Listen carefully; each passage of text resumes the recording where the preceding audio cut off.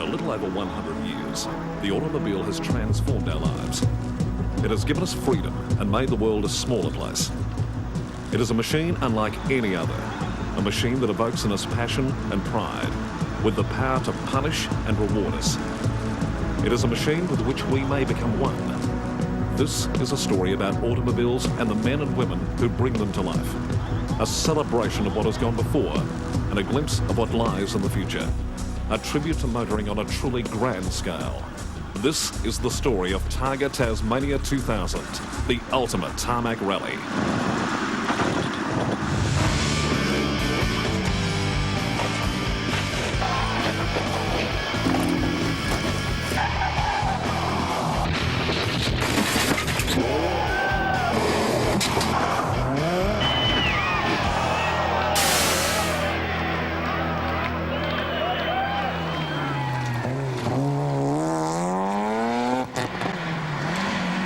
Targa Tasmania represents different things to different people.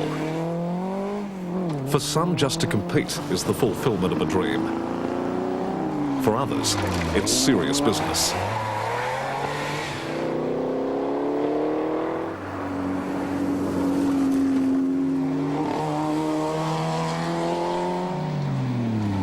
Jim Richards and Peter Fitzgerald are two of Australia's most respected and talented drivers. Both are former winners, and both regard the event as the pinnacle of their motorsport calendar. It's the best event in Australia. I started in '96, and I've been back every year since. And we've won two. We won the Classic division in '98 and Modern '99, and it'd be nice to go on with it. You've got 6 days racing, 9 or 10 different races every day, and every race is on a different track. So potentially it doesn't get any better than that. While Richards and Fitzgerald share the skill and desire to win, they go about their tasks in different ways. Richards is the unflappable professional, unassuming, but always in control. We won't be taking any undue risks. We haven't in the past, and we won't in the future. But obviously, our task is to try and get over the roads quicker than anyone else, and we'll be trying to do that. Peter Fitzgerald is more demonstrative, more intense. His victory last year was recorded in the absence of Jim Richards. He knows that this year the bar will be higher. He knows the pressure is on. I think there's a lot of pressure, yeah. I mean, Jim's back for the full gambit. He'll be in the new GT3. I guess I've got a lot to lose and nothing to win. A carnival atmosphere farewelled the record field of more than 300 cars as they filed away from the official start at Launceston's Country Club Casino. The prospect of an epic struggle loomed, not just between Richards and Fitzgerald, but across every class in each of the 4 competitions.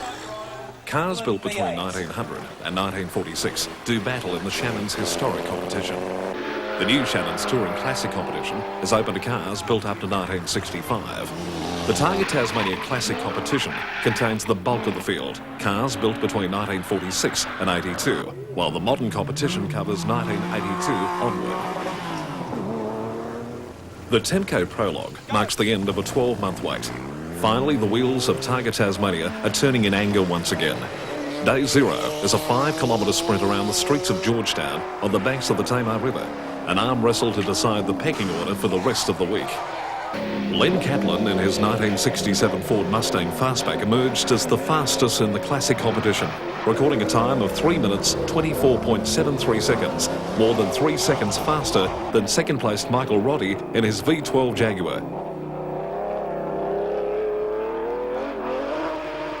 Victorians Gary and Mark Tierney, third fastest. In the modern competition, the pre-event favourites confirmed their standing.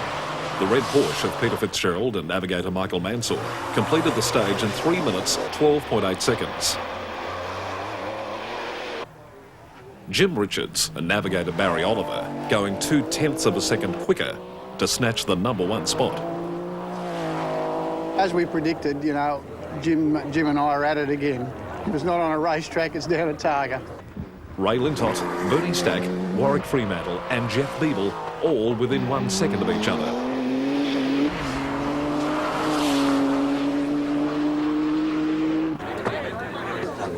One man given a better chance than most of ending Porsche's dominance of the modern competition was Australian motor racing icon Dick Johnson. campaigning the lightning-quick and visually stunning Ultima Coupe. This is quite awesome. It's a very light car. It only weighs 1,000 kilos and it's got around about 440, 450 horsepower. Well, bang for bucks, these would leave a Porsche for dead. Johnson recorded a time of 3 minutes 29.41 seconds, 24th fastest in the modern competition.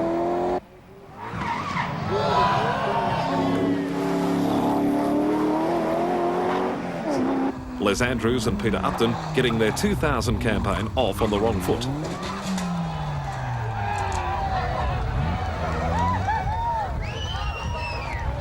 Tasmanians Russell Patterson and Mark Perry doing likewise. It just lost all the power and just stopped, so it's a good place to happen on the prologue. Absolutely. Get it fixed tonight, we're back in it tomorrow. Targa Tasmania is not just about fastest times and outright victory. For the majority of competitors, it's their annual chance to live a childhood dream. The Tasmanian roads present a challenge equal to that of anywhere on Earth. Tight serpentine mountain passes give way to fast and flowing open terrain. The weather can range from bright sunshine to sleet and driving rain.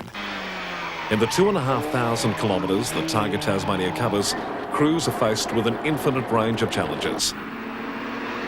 To mark the beginning of the 21st century, the standard 5-day course has been extended to 6, with the inclusion of several new Targa stages.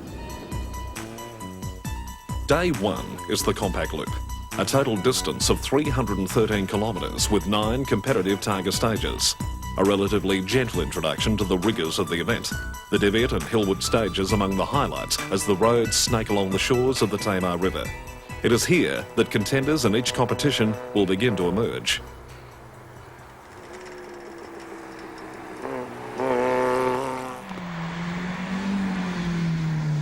The crew of car 723 hoping for a new beginning. It was a pretty big repair job. Basically the boys worked very hard last night and we even got our hands dirty as well. Makes a change.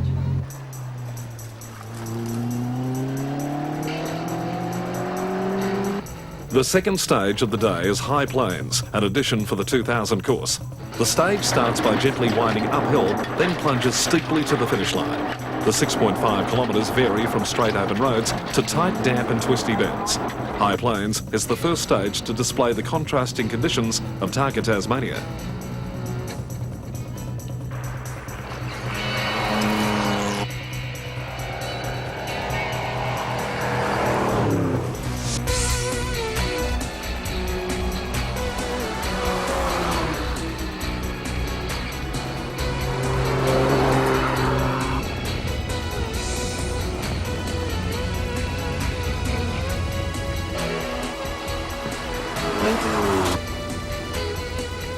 The farming country of the northwest set the scene early on the first day. Stages through Moriarty and Latrobe concluded the morning of day 1.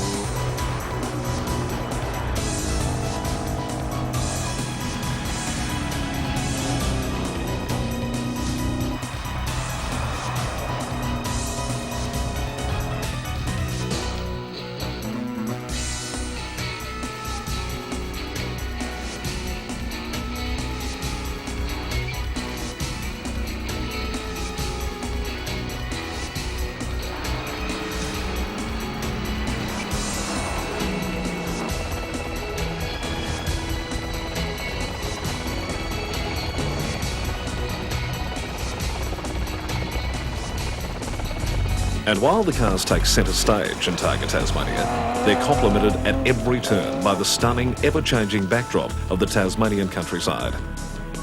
The Tamar Valley in the state's north is a region becoming increasingly famous for producing some of Australia's finest wines. The lattice work of vineyards that dot the landscape give the middle stages of day 1 a distinctly European flavour. Each competitive Targa stage is given a set base time for completion. Crews who finish the stage within the allowed time are said to have cleaned the stage. Crews that take longer than the base time collect a time penalty. The crew with the least amount of penalties at the end of the 54 Targa stages wins their competition. The base times on the morning of day one are generous. Targa's way of welcoming the rookies and easing the veterans back into the fray.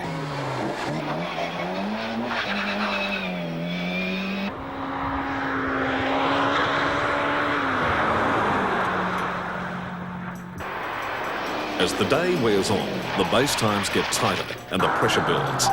Drivers strive to find a balance between the limits of their cars and the limits of their skill. The difference between driving on the edge and driving over it, literally.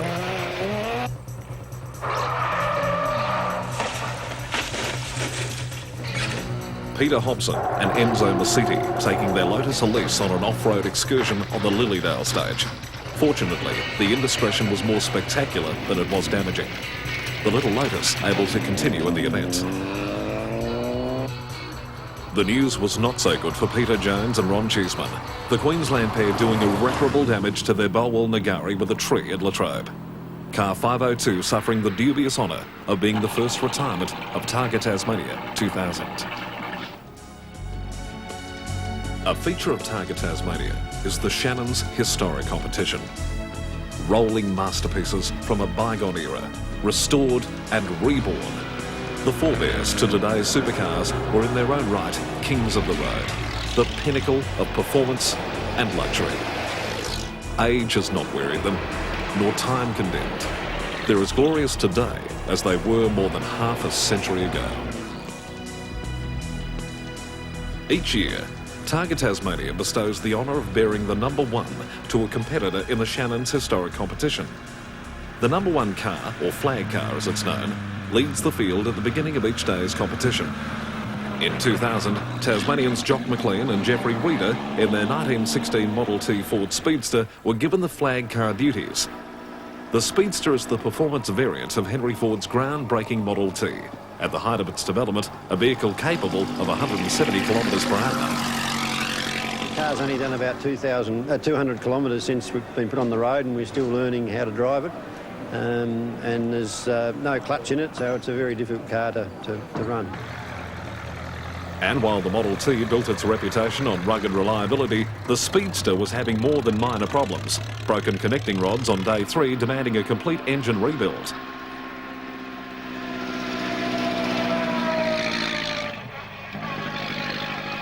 For historic entrants, Targa Tasmania can be an epic adventure. Rain makes things decidedly uncomfortable in the open-top cars, and the sheer distance of the event takes its toll on vehicles and crews. Wes and Diane Wilkinson in their 1928 Chev know the heartache that Targa Tasmania can bring. Take that thing out from under there. In an effort to ensure these cars make it to the finish, the historic and touring classic course is shortened and doesn't include every Targa stage. The weather on day 1 was showing off the afternoon stages as the course wound its way around the Tamar River. Stages through Lilydale and the outskirts of Launceston concluded the first day of Targa competition.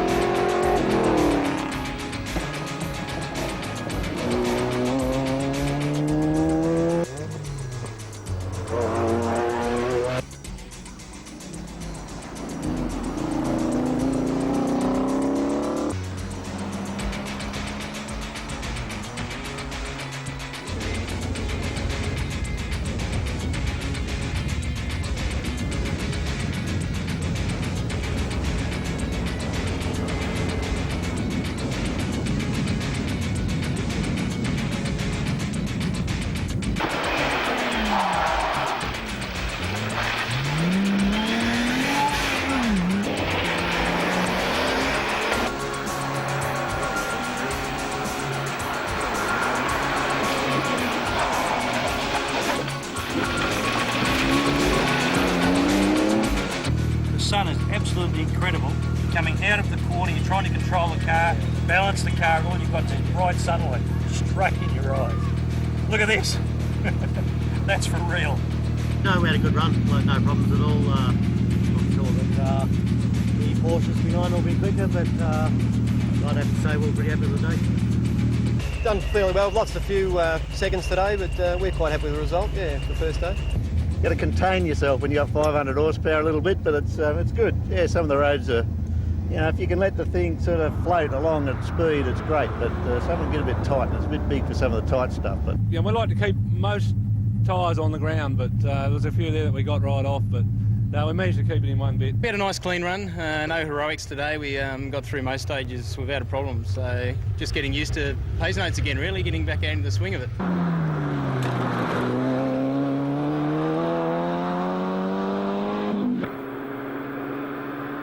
John Lawson had jumped to a big early lead in the Shannon's historic competition. His 1938 Alfa Romeo Mille Miglia Spider 14 seconds ahead of Robert Van Wieghen's Bristol 400.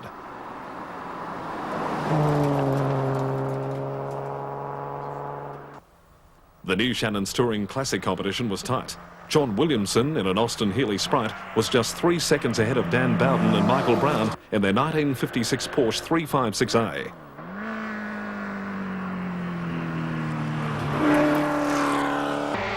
The classic competition was even tighter. The top 4 cars in a tie for the lead. Walter Roll, Mike Batten, Paul Stewart and Rex Broadbent all going through the day without accumulating even a 1-second time penalty.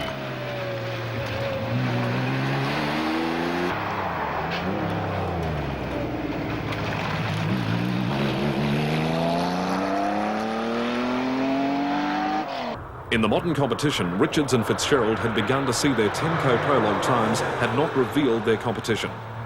While Richards found himself in second spot, 99 winner Peter Fitzgerald had slipped to 5th place.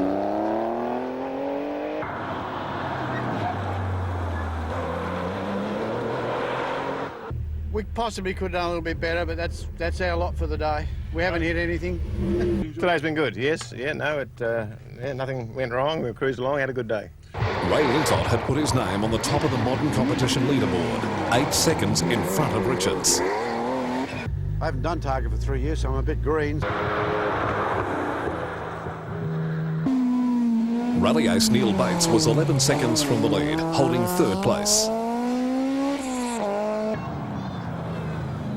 Dick Johnson was once again finding Targa Tasmania a battle. Overheating concerns on day 1 had him well back in the pack.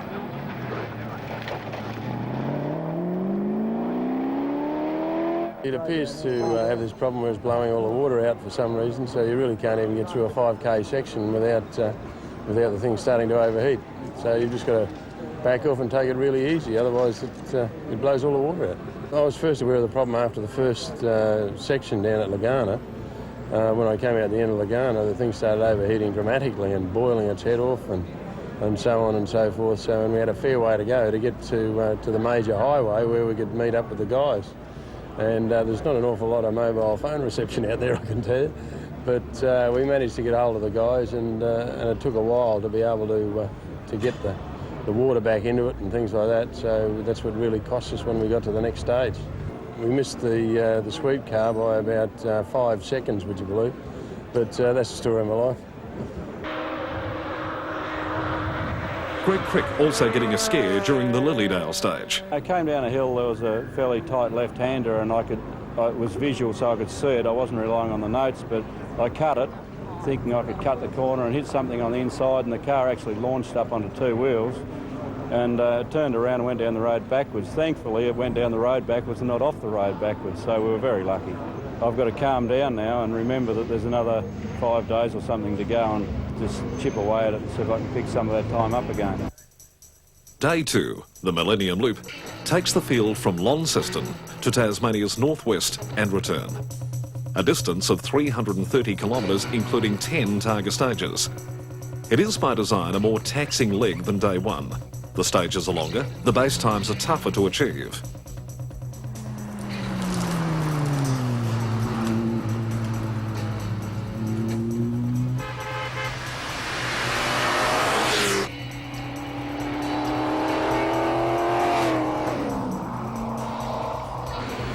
The morning stages of Deloraine, Kimberley, Nook and Devonport host the Targa Tasmania Motor Show.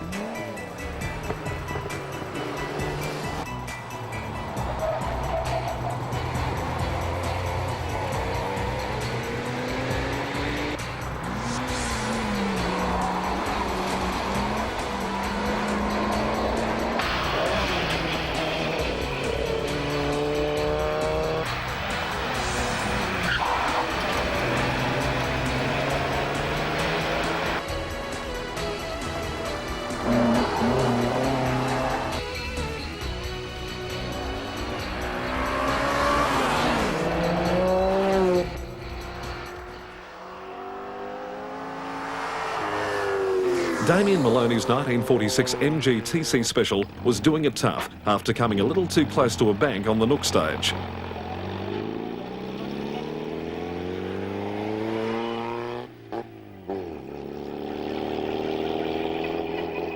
And I just about over the paddock, came back onto the bitumen, but came back on sideways. And then did a bit of a barrel, but we're back on with wheels going in all directions. But we're going to put some spokes in it, we'll be back into it. Simon Evans, driving a VW Bora, didn't have things going his way either.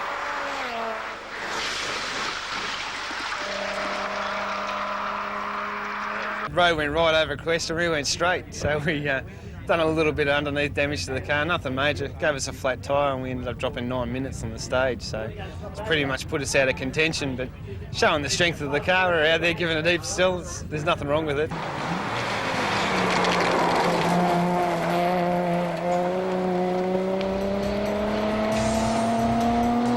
The afternoon stages of Day 2 brings the field from Sheffield back to Launceston.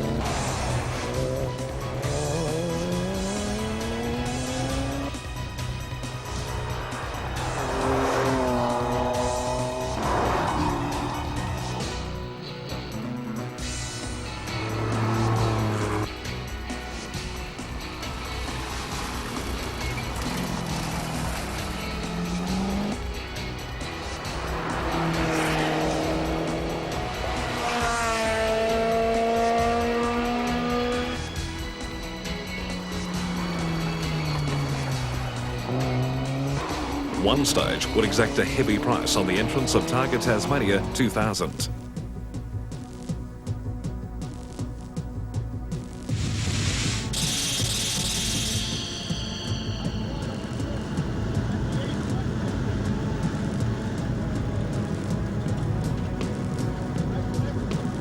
The Sheffield stage is almost 15 kilometres long, steeply undulating and freshly sealed. A fine layer of loose metal on the road surface made it no place for the faint-hearted or the inexperienced. Sheffield spelt the end for several teams. The stationary XJ12 Jaguar of Don McKay and Dugald Graham was the first sign that things were slippery. Anthony Alford and Mark Clapper, driving a BMW M635, proved it for themselves just metres down the road.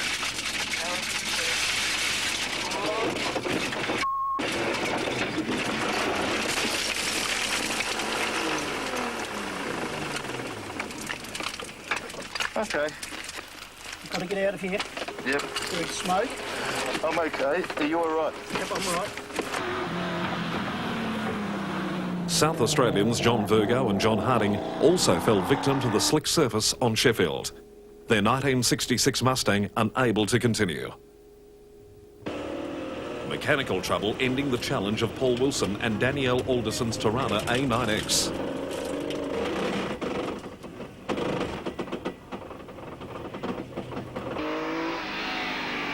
The classic competition captures the true vision of Targa Tasmania and contains the bulk of the field. It pits Minis against Mustangs and Falcons with Ferraris. Through a finely tuned handicapping system, the classic competition enables vehicles of vastly different performance levels to dice on an even footing. The result is often surprising and usually very close.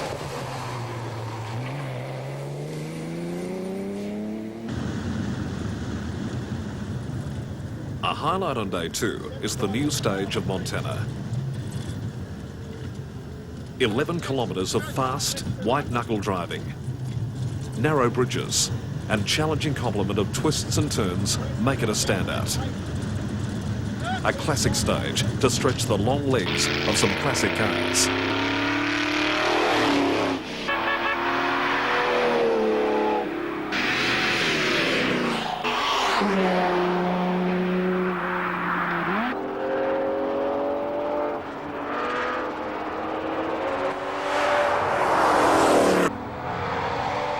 The second day of Targa competition had car 542 in its element. The big XJS Jaguar of Mike Roddy and Douglas Burlock was getting a chance to let loose its 600 horsepower V12 engine. It just flies along. It's got beautiful suspension and travel. Very comfortable, as you would imagine, being a Jaguar, and just tearing along nicely and gently. We're not revving it hard and letting the clutch out slowly at the start-ups, and she's going beautifully.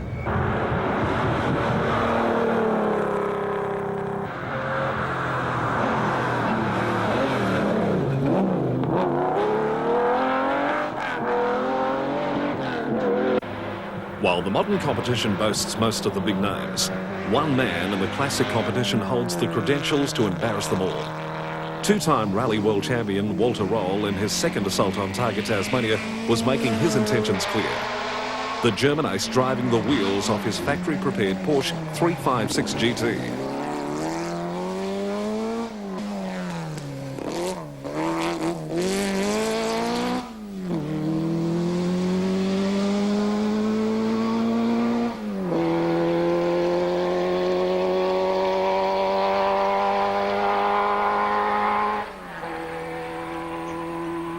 The afternoon of day 2 guides the field through the open country runs of Selborne and Westwood to the final stage around the streets of legendary Longford.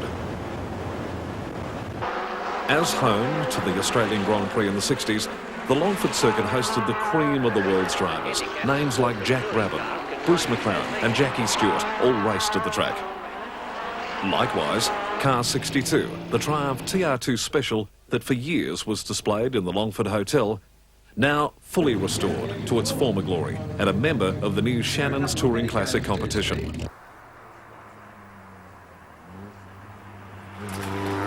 It was ready in 1961 when it ran at Longford Grand Prix meeting.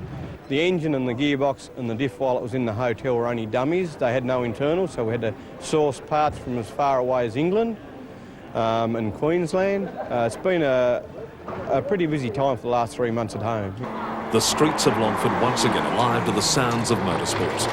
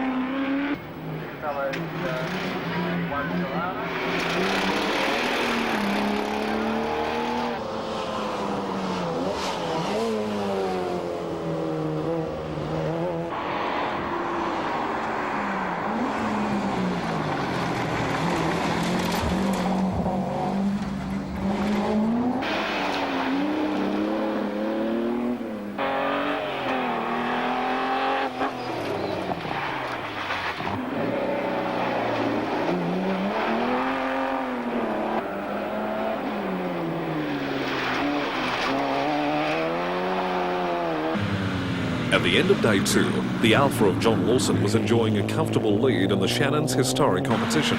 His nearest rival almost 2 minutes behind. It's very pleasing. We've taken it very seriously this year and we prepared the car extremely well, so it's going very well. We broke the gear lever at the start of the second long Targa stage.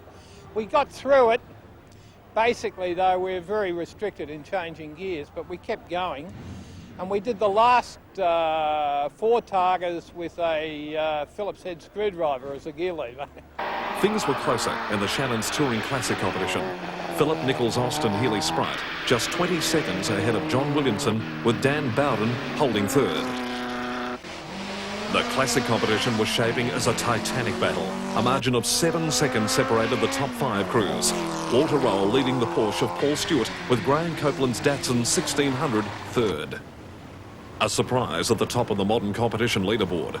Sydney car dealer Ray Lintott was driving brilliantly, and his Porsche Turbo was leading by 8 seconds. Jim Richards was second, with Jeff Beeble in a Nissan GTR in a tie for third with Peter Fitzgerald.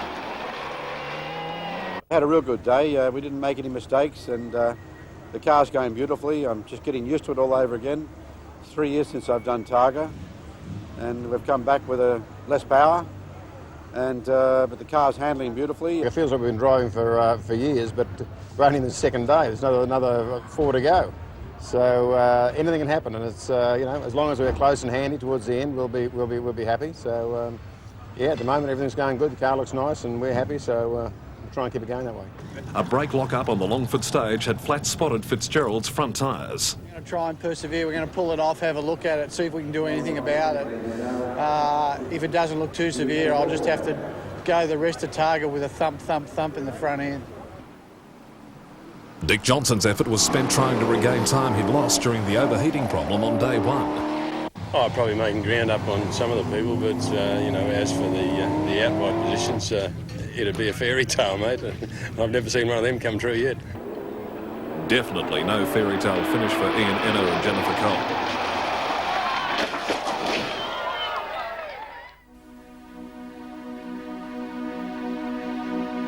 The dawn of day 3 brought into play one of Targa Tasmania's great unknowns: the weather. Towering grey clouds and misty rain, adding another dimension to the winding mountain passes of the northeast.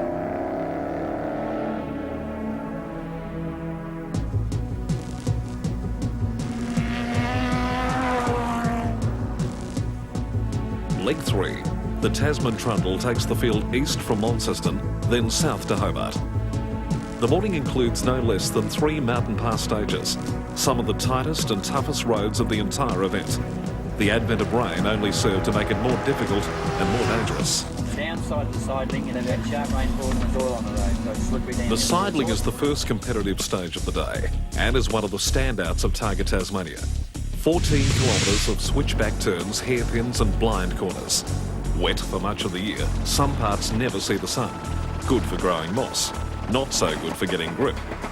Making matters worse, the road is flanked by a near vertical drop with only trees to break the ford. It's tough and unforgiving and loved by every competitor that gets it right. Ted Louie and Andrew Gordon got it horribly wrong.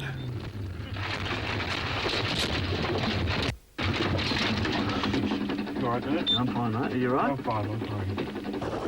Carl Farmer's BMW was undamaged, but precariously parked on the verge after an innocent-looking spin. Steve Johnson following their lead.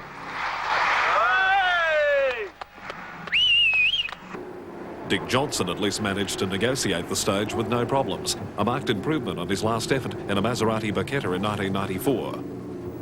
Oh, going backwards off the road didn't help much in that Barchetta thing. It's parked wrongly.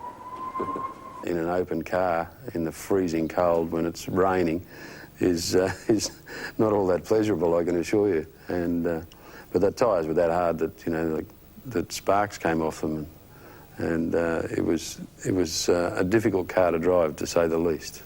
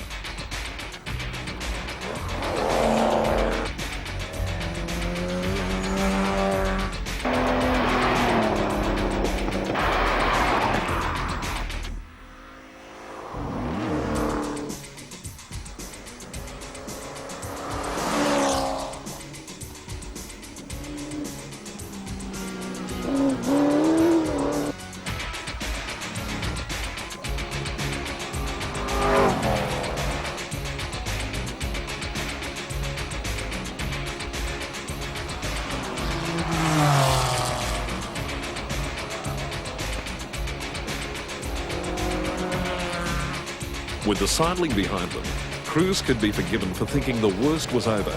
But in Targa Tasmania, complacency is the mother of disaster.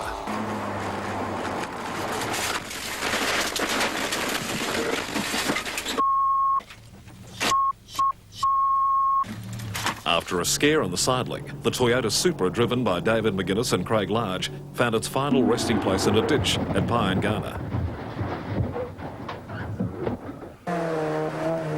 One crew revelling in the conditions was Greg Crick and Guy Dunstan, driving a virtually unmodified Honda Integra Type R. Crick, a two-time winner in the modern competition in the early years of Targa Tasmania, was running 11th, far exceeding his pre-event expectations. I'm not going to win this one, but we're going to enjoy it, and I think a lot of people are going to see a good display from a great little car. The little Honda screaming as it bounced off the rev limiter before every gear change. The cut and thrust of Targa Tasmania is not the only way to enjoy the state's magnificent roads and unique scenery. A more leisurely trip across the Targa Trail, complete with actual course maps and reconnaissance notes, can be arranged through Tas Vacations. Drive the Targa Trail is a 10-day hire car and accommodation package that is the perfect introduction to the ultimate tarmac rally. By sheer weight of numbers, Targa Tasmania is the largest motorsport event in Australia, bigger than the Melbourne Grand Prix and Rally Australia combined. A volunteer staff of 3,500 people work behind the scenes to stage the rally. A record field of more than 300 looks great on paper, but translating it to a workable system out on the road requires military precision. On every stage, cars must be clocked in, times checked, and results collated. It is a massive task. In a tribute to the Targa volunteers and staff, competitors agree that the 2000 event was the slickest yet. But there is another group of people to whom Targa Tasmania owe thanks. The untold numbers who line the course, come rain, hail and shine. The children that queue for autographs. The heart and soul of the ultimate tarmac rally.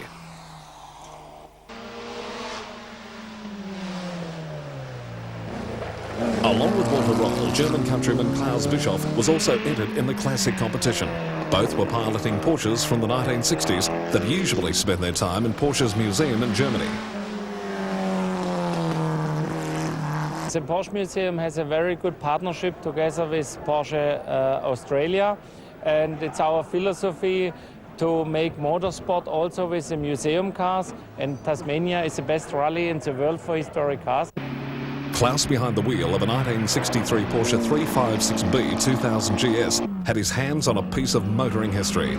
The car was built purposely for tarmac rallies and made its debut at the Targa Florio in 1963.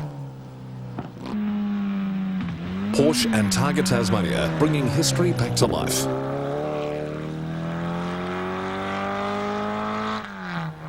The later stages of day 3 are a stark contrast to those of the morning. The rugged highlands give way to sweeping coastal runs, open, flowing and mercifully dry.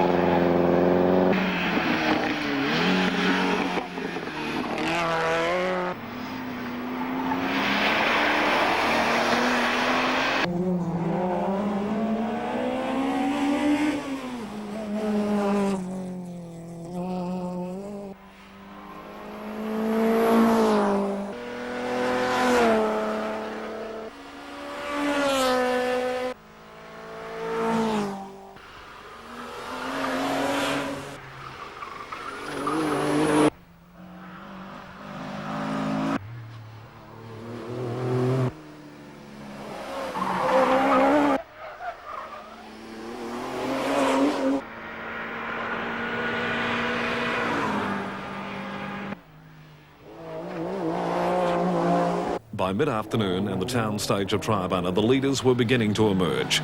Jim Richards' mastery in the wet had put him back in front of Ray Lintott at the top of the modern competition. A 30-second turnaround for the day. I led the first 2 days as an amateur in front of 3 professionals, and I've still got a couple of professionals behind me, so I guess I can't complain. Yes, we had a good day today. We managed to keep back the lead and then increase it, so that's always good. And while Jim Richards was smiling, Dick Johnson's run of bad luck continued. When we got to the top of Derby, it lost all its gears, had absolutely nothing. Like the gear lever was very much like a spoon in a bowl of custard, so we started to push it, and I thought, oh, that's in a gear. So we just jumped in and took off. It just happened to be 4th gear, so we're looking good. We spent the rest of the day in 4th gear. Walter Roll maintained his position at the head of the classic competition, but the big move had come from South Australian Hans Magozzi, the 69 Marcos climbing up 5 places to take second. At the top of the Shannon's Touring Classic competition, a battle was brewing. Philip Nichols' Austin Healey Sprite was leading with John Williamson only 15 seconds further afield in his Austin Healey Sprite. The biggest lead belonged to John Lawson's Alfa Romeo in the Shannon's historic competition. The 38 Spider more than 2.5 minutes clear of Robert Van Wigan's immaculate Bristol 400. But for rookie Cledwyn Davies in his 1917 Dodge Speedster, Targa 2000 read like a diary of disaster. Day 1, we broke an axle on the start line. We managed to get 6 inches that way. That's about 150 millimetres of racing. Day 2, we went into the brambles, well, blackberries, brambles, and lost 3 hours. Day 3, we've taken out some of your good Tasmanian stumps, and we've lost the rest of the day. We're day off tomorrow, so we can't do any more damage tomorrow, hopefully. We'll repair the car, and then we have Saturday and Sunday to do some more damage to the Tasmanian countryside. Among the enormous field of cars, there was one vehicle causing a stir wherever it went. An unassuming-looking black Volkswagen Bora, driven by the husband and wife team of Simon and Sue Evans. Far from a quiet jaunt in the country for the reigning Australian Formula 2 rally champions. Normally sideways and frequently with smoke billowing from the tyres and brakes, the 4-wheel drive Volkswagen was copping the hiding of its life. Evans having no trouble acclimatising. This is better than dirt. Considering it's basically a standard car, I'm giving it heaps, and it hasn't let me down. It's just fantastic. Day 4 starts and finishes in the Tasmanian capital, Hobart, a harbour city nestled on the foothills of Mount Wellington. Home to the finish of the annual Sydney-Hobart Blue Water Yacht Race. It is a relaxed and gently paced city. The convict-built sandstone buildings and cobbled pavements now filled with cafes and restaurants. A far cry from the days when the old Hobart town served as a supply depot for one of the most notorious penal settlements in the colonies, Port Arthur. Today, Hobart stands as one of Australia's most cosmopolitan cities, and as always, extends a warm welcome to the competitors and crews of Targa Tasmania. Day 4 is the Primus Southern Sprint, the shortest day of the event, 199 kilometres with 7 Targa stages. Starting and ending in Hobart, it takes the modern and classic fields south on a loop through the Huon Valley. 30% of the total distance is made up by competitive stages. It is a short, sharp leg with little time to relax.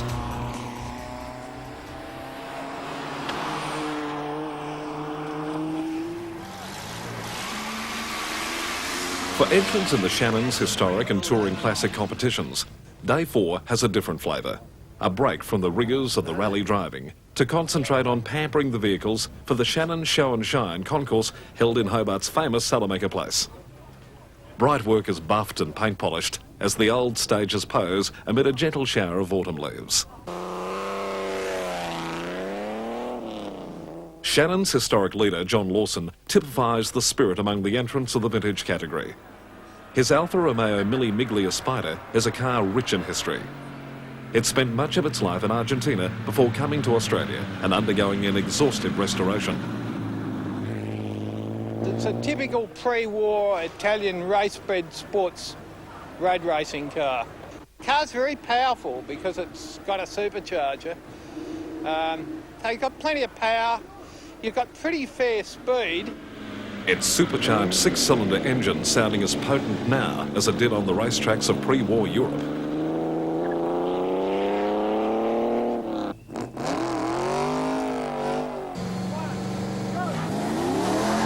Day 4 begins in Hobart's southern outskirts. The Mount Nelson stage is a short uphill 1 kilometre sprint. Just the thing to get the blood pumping for the challenges ahead.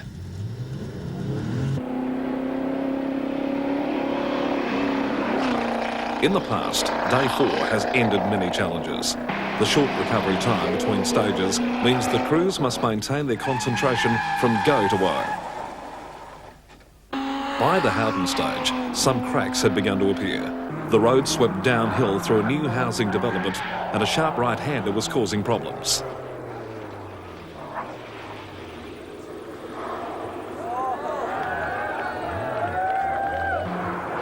The Nissan GTR with Stephen Thatcher at the helm needed every bit of its four-wheel drive to recover from an unexpected detour off-road. The robust Nissan taking all in its stride, continuing with no ill effects. Dick Johnson also falling victim to the same mistake as others.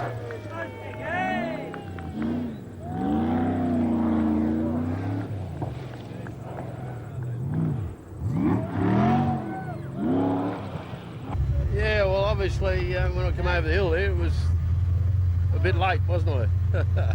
Because every time I screw up, there's always a camera there anyway. It's always happened. Stages through Oyster Cove, Cygnet, Woodbridge and Longley follow. Base times get lower as the pressure to clear them gets higher. Challenges for victory in class and competition can be made or broken on Day 4.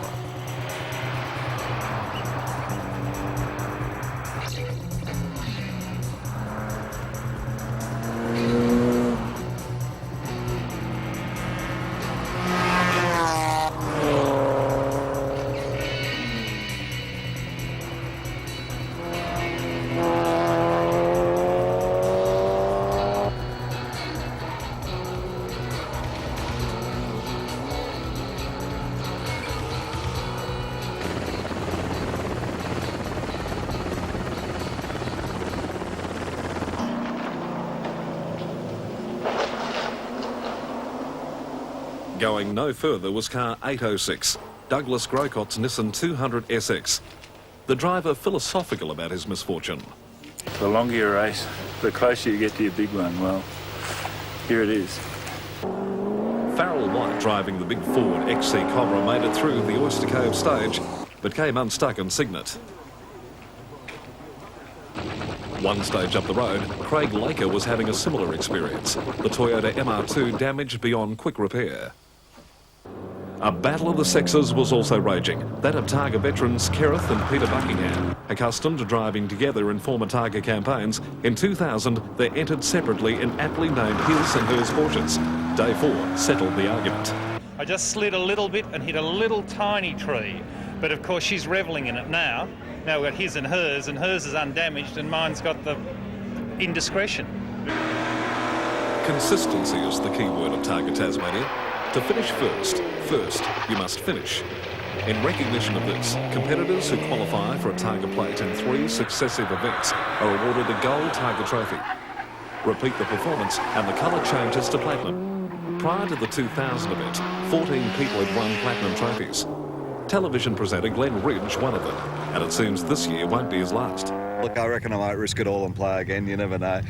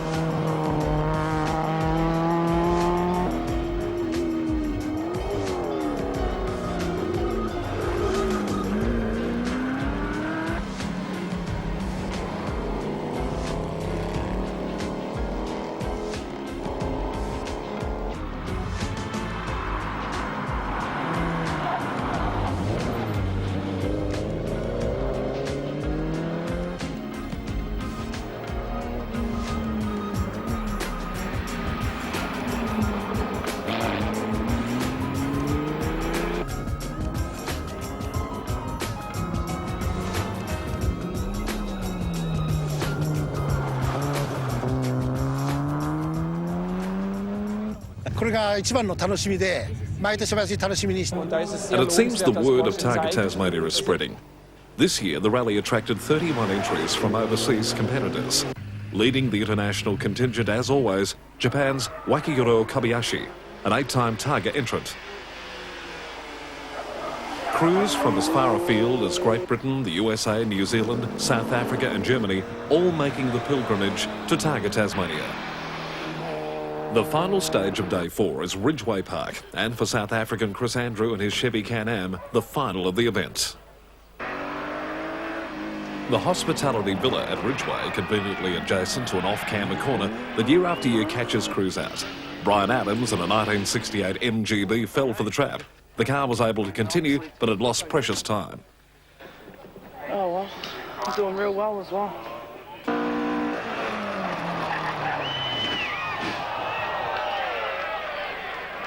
Continuing was out of the question for the 13th placed and spectacular Celica of Greg Haysom. Just like bending metal around here, that's all. Crash or die, one of the two. At the head of the classic competition, Walter Roll had built a lead of 1 minute over his nearest rival. The German rally ace happy with the events of day 4.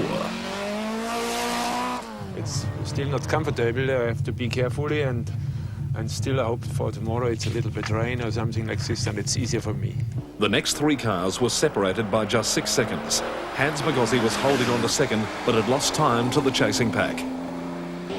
The Datsun 1600 Triple S of Graham Copeland and John Siddons in third now trailed Magozzi by only 5 seconds. The classic competition was going down to the wire.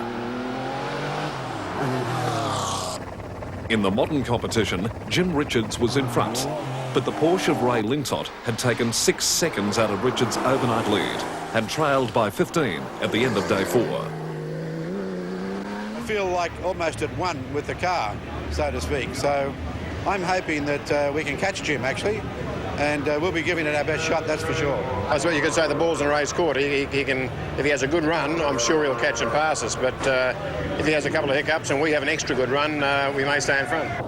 In third, the ever-reliable Warwick Fremantle in his white Nissan GTR was holding station and ready to strike if the leading pair stumbled.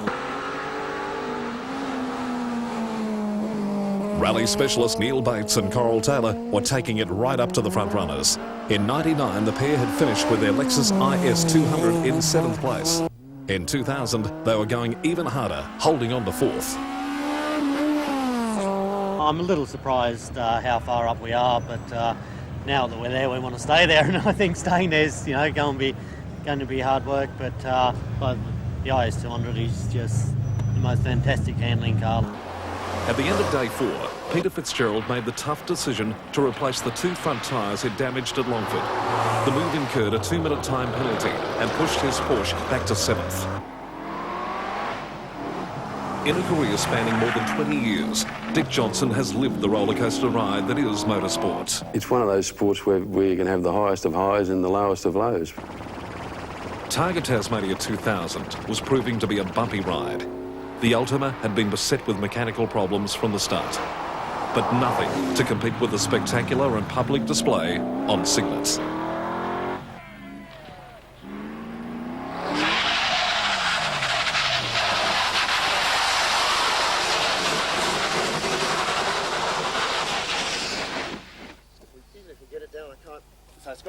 A liberal supply of 100-mile-an-hour tape reattached the rear cowling, but the damage was done.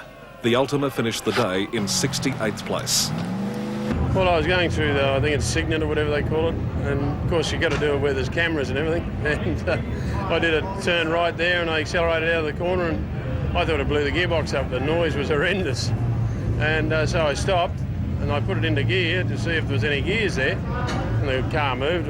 So I looked in the mirror and all I could see is this great big in the Australia 4 sail hanging out the back.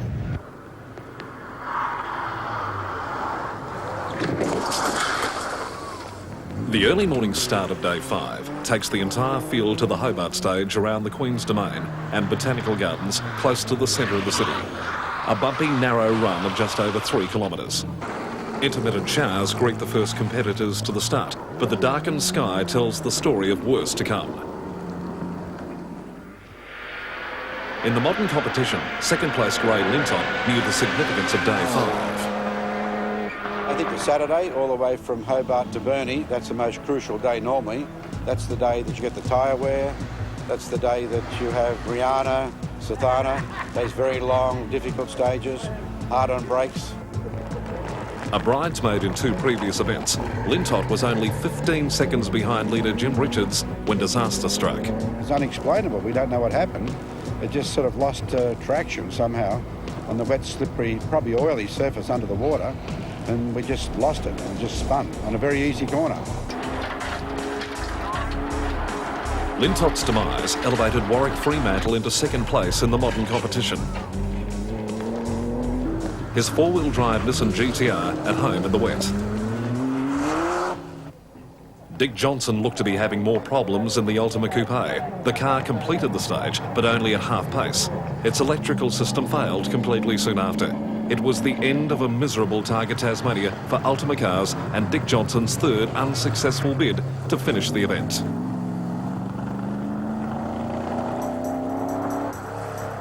Day 5 is the Colonial Challenge, the second longest leg of the event. 471 kilometres with 9 Targa stages. Heading north from Hobart, it sweeps through the state's Midlands before turning west to the finish in the port city of Burnie on Tasmania's northwest coast. It includes the infamous Rihanna stage, possibly the toughest of the entire event.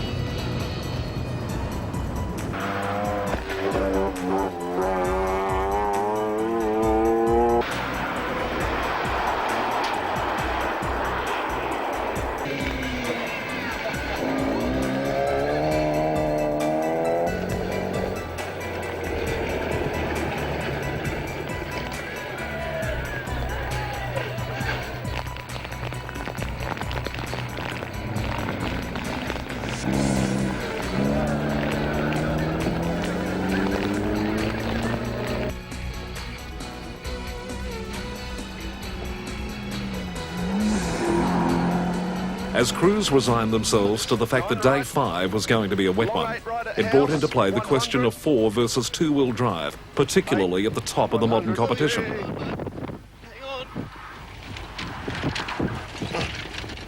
Very good. Like keep going. Slippery, isn't it? Yeah, very slippery. Okay. My life just flashed before me, people. Read the notes. 100. Jim Richards' leading Porsche GT3 was 2-wheel drive, but the Nissan GTR of Warwick Fremantle and the Peter Fitzgerald Porsche Turbo were both 4-wheel drive cars, better suited to the wet and slippery conditions. Rain's never nice to drive in, you know, but I guess if we're looking for trying to get an edge over Jim's car, and one should not forget that he's good in the wet anyhow. He's got a reputation for it. But I think if we're going to pull any advantage on him, it has to be in the wet, yes. Richards was living up to his reputation as a wet weather specialist, his Porsche maintaining its lead through the morning stages. One driver with a more intimidating task than most was Gary Hinton. His huge Dodge Viper was only 2-wheel drive, and the power from its massive 8-litre V10 was making it a real handful. Someone was paying me to do this, I've sure as hell earned me money today, I'll tell you. And it's just so slippery in the wet.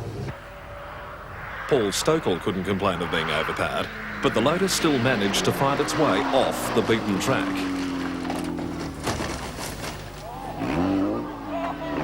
And after a spin on Colebrook, Craig Dean in the Saline Mustang took a wrong turn on Quamby Brook. 500 horsepower unleashed to tighten the turning circle.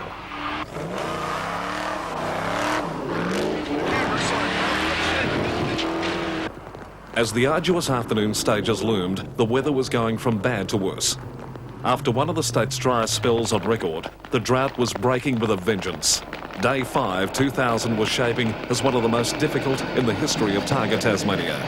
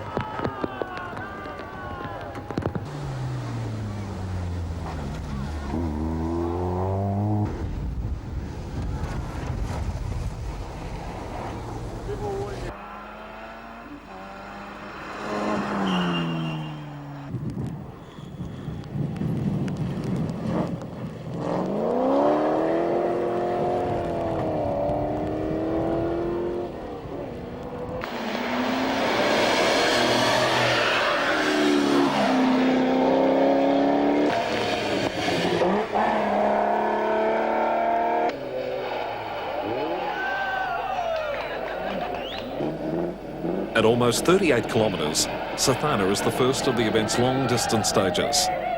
Andrew and David Fletcher didn't make it to the end, but they were in good company. Ian Woods preferring to look on the bright side of his wilderness trek. We took a little bit of the fence with us. Luckily we didn't hit the tree. Luckily we didn't roll over, so it's our lucky day.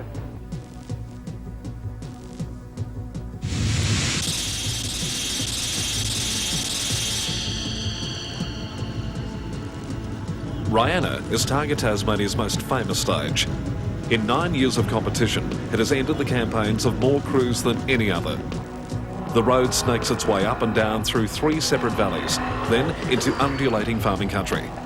The surface changes around every corner, and the narrow strip of black top allows little room for error. Rihanna presents an enormous challenge on the finest of days. In the driving rain of Saturday afternoon, it became positively diabolical.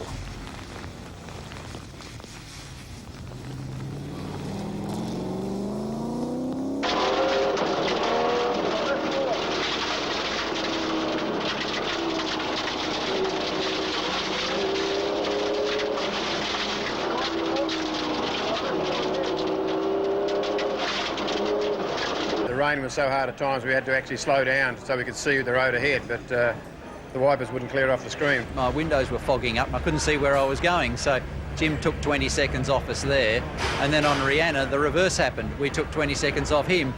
When I got in it, I wasn't praying for it anymore, I was praying for it to stop.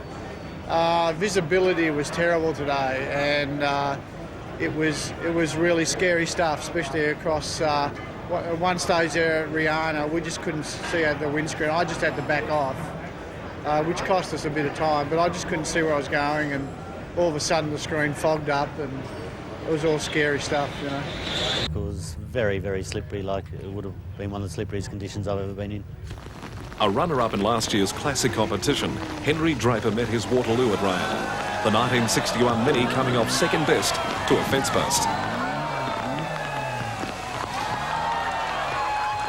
And when I was relying on the wheels to be on the ground turning the front of the car around, it wasn't.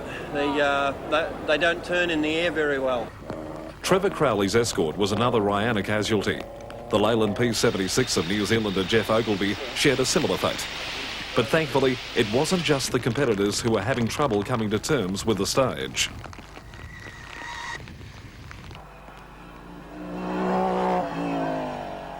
The loss of Ray Lintott had given Jim Richards breathing space at the top of the modern competition. We were having a great dice together, and it was an interesting contest, so it is a shame because Ray was driving extremely well. But we've got Warwick Fremantle who's right behind us, and he's driving just as good as anybody, so we've got to keep our wits about us. Fremantle had made ground in the early stages, but was unable to maintain his momentum. His challenge would have to come on the lonely roads of the West Coast. I think tomorrow we're just looking to have a smooth run to the finish because I've experienced the disappointment of something going wrong with the car on the last day before, and it's not a nice feeling. Husband and wife team and Targa veterans Jeff and Nerida Beeble had moved into third. They'd been quick and consistent all week and were now in sight of a podium finish. After starting the day in seventh, Peter Fitzgerald's hopes of victory had waned. Trailing by more than 4 minutes, he now had to readjust his expectations. We believe we've moved back up into fourth and we're 11 seconds out of third, so our goal now is to get on the podium. There was also movement at the top of the classic competition. The Porsche of Walter Roll had failed to finish the day due to gearbox problems and had slipped out of the top 10. Likewise, Hans Magosi's Marcos, second for much of the rally, had struck problems late in the day, ending its chances. The misfortunes elevated Graham Copeland's Datsun 1600 Triple S into the classic competition lead. Jeremy Brown's Lancia was running second, with Victorian Paul Stewart in a Porsche 911 in third. The Shannon's Touring Classic competition had become a race in two. John Williamson and Philip Nichols, both driving Austin Healey Sprites, had been trading top spot since the rally began.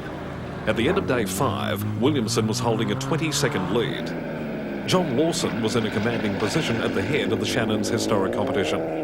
He'd extended his lead to 5 minutes over Robert Van Wieghen's Bristol 400 and was almost 10 minutes ahead of third-place car 22, the imposing Bentley Speed 6 driven by Barry and Cheryl Battergold. With 5 days behind them, the leaders faced one final hurdle, 500 kilometres through Tasmania's rugged west coast. No time yet for premature celebrations. The overnight stop in Burnie is the last chance to do any serious work on the cars before embarking on the run to the finish. At times, the car park resembles the biggest service centre on Earth. Walter Roll's crew had worked long into the night, and the 356 GT was running under its own power once again, albeit 2 hours behind the leaders. It was in a gearbox, a small part, 50 cents was broken, and I couldn't shift anymore. I had no gear in, and I stopped, and after we repaired it, and the car is perfect. It was the only problem in 6 days, but it's enough. Day 6, the Yellow Pages Enduro, is the final and longest leg of the event, 514 kilometres from Burnie to Hobart. Along the way, 9 Targa stages lay in wait. The course takes the field to Tasmania's untamed frontier, the wilderness of the west coast, rugged mountain peaks and impenetrable rainforest. For the crews of Targa Tasmania 2000, it's uncharted territory. Never before has the event stretched into a 6th day.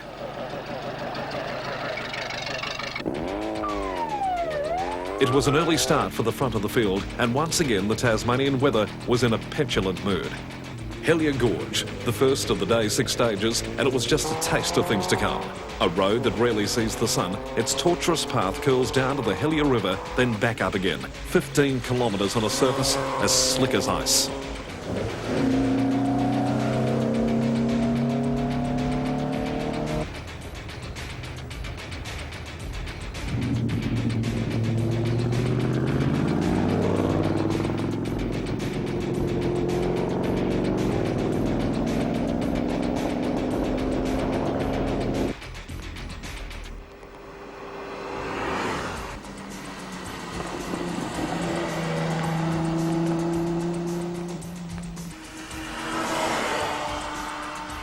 While crews battle with the roads and weather, they must also fight a more sinister, unseen foe, fatigue. After 5 long days of competition, the mental strain has begun to take its toll.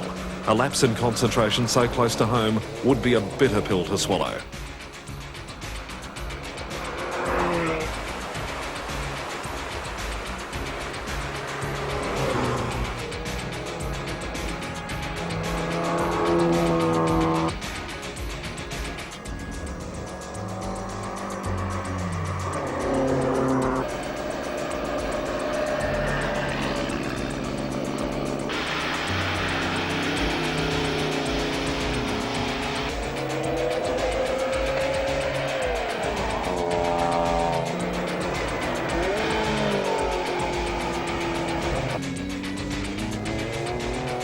At the front of the modern competition, Jim Richards was facing his own dilemma, whether to press on or to rest on the buffer gained over the past 5 days.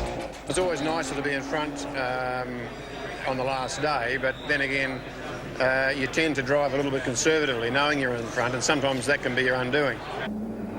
Warwick Fremantle was chasing hard in an effort to apply pressure to Jim Richards.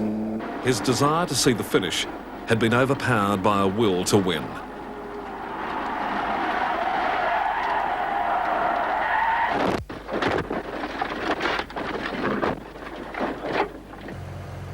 The gallant campaign of car 808 ended on the Hellyer stage. Whether it was a lapse in concentration or poor judgment, the result was the same. The back of the car stepped out and I didn't catch it in time, and we had a spin and just clipped a bank.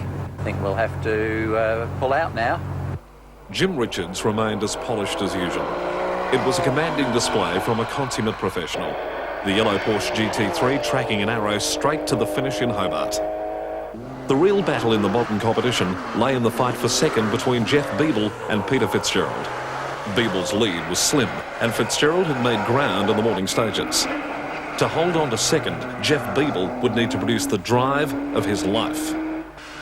Graham Copeland's Datsun 1600 was well in control of the classic competition, leading by nearly 5 minutes. A seemingly unassailable lead, but unbeknown to the crew on board, the little Datsun was heading into a storm of its own. In second place and charging hard, Jeremy Brown in his Lancia Fulvia 1.6. The car, dressed in its famous 60s racing livery, was on target for a podium finish. The biggest move in the classic competition was coming from Gregory Garwood, the Tasmanian driving a Porsche 911 RSR. Garwood started the day in 5th. By early afternoon, he was fighting for 3rd with the 911 Carrera driven by Paul Stewart. Day 6 includes the Strahan stage, 32 kilometres linking the West Coast's two major centres, the Port of Strahan and the mining centre of Queenstown. Ironically, the road was built to replace the ageing Abt Railway, which has lain dormant since 1963. Now the subject of a massive restoration project, the Abt development heralds the beginning of a new era of rail in the West. Nothing had separated the two Austin Healey sprites of John Williamson and Philip Nichols in the Shannon's Touring Classic competition for the entire event, but day 6 was creating a gap. Williamson had the scent of victory and was building a buffer on every stage. Dan Bowden's Porsche 356 holding station in 3rd. John Lawson was still pressing on despite his comfortable lead in the Shannon's historic competition. In the morning stages, he'd again increased the gap between his Alfa and the Bristol in the hands of Robert Van Wiegen. The big Bentley Speed 6 was holding 3rd.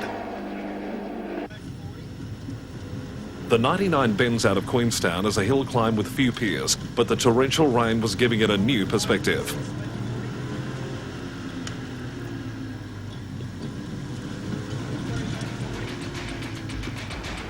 Ellendale was the penultimate competitive stage of Targa Tasmania 2000.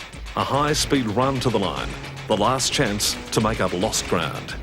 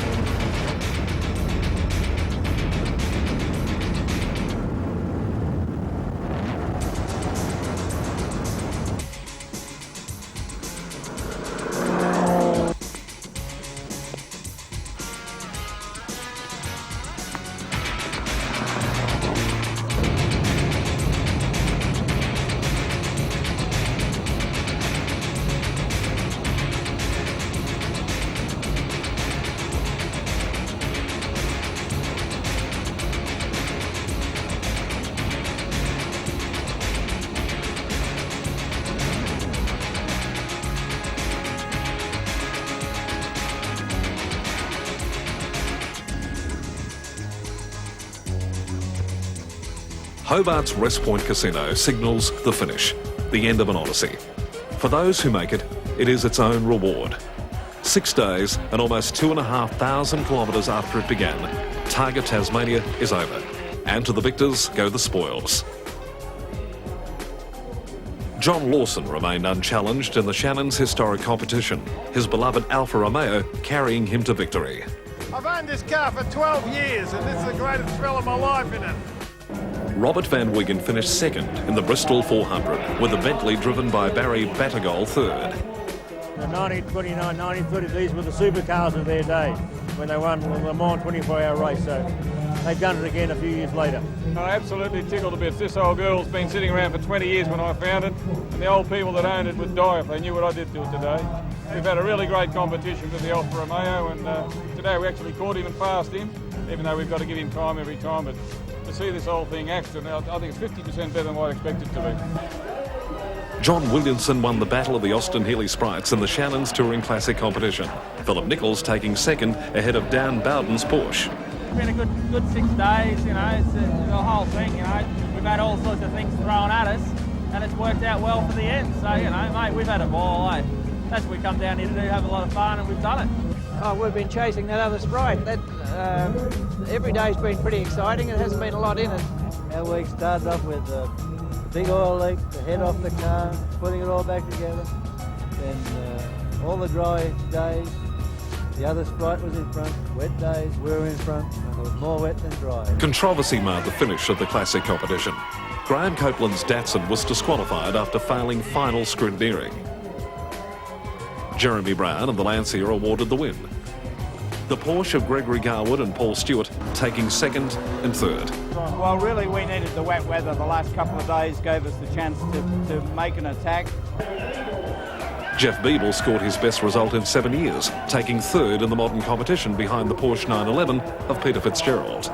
It was a struggle from the end. We've come from behind. We just missed out by one, but never mind, there'll be other days. For the fourth time, victory in the modern competition belonged to Jim Richards and Barry Oliver. From the prologue to day 6, Richards had been flawless. His rivals had come and gone, eventually wilting under the pressure. Jim Richards is the king of Targa Tasmania. It's just the greatest event in Australia, I reckon, but I think until you do it, you don't appreciate how good it is.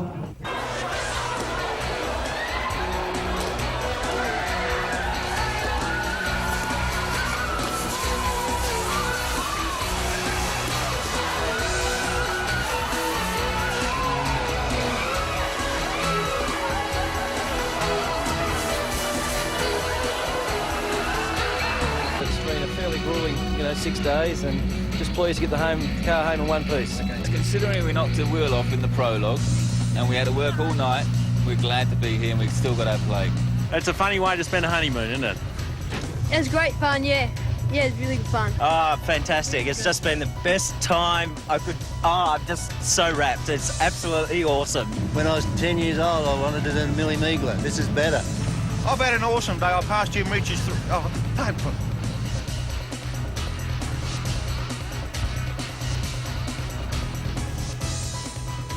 For any information relating to Targa Tasmania, visit the website www.targa.org.au.